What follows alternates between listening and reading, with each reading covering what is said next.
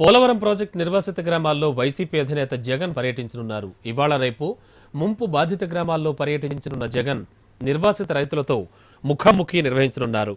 Polavaram project నిర్వాసితులకు అందుతోన్న పునరావాసం సమస్యలపై వారితో చర్చించనున్నారు. హైదరాబాద్ నుంచి రాజమహేంద్రవరం బయలుదేరిన జగన్ అక్కడి నుంచి దేవీపట్నం చేరుకుని పోలవరం నిర్వాసిత గ్రామాలకు వెళతారు.